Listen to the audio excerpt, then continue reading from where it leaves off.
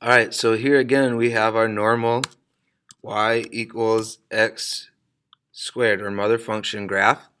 And this time you notice how the k, or the plus, or the number outside here, is a variable. And again, if we notice, as it's positive, oops, let's turn this graph on. As it's positive, it moves the graph up. So plus a number, it moves the graph up, and minus a number, it moves the graph down. So this would be the same as if we said, oops, this would be the same as f of x equals x squared minus 2.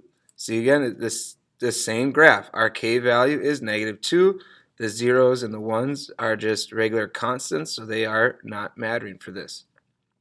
And again, we can see if it's positive, so like this right here, it's k equals 4. So we have f of x equals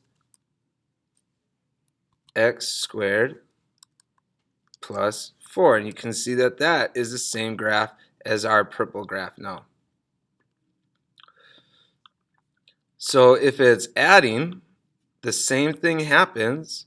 It moves up, and if it's subtracting, it moves the graph down. So let's get rid of these. And the same thing happens then when we have a absolute value. If it's, oops, it should be plus, it moves up if it's positive, and it moves down if it's negative. And same with the square root.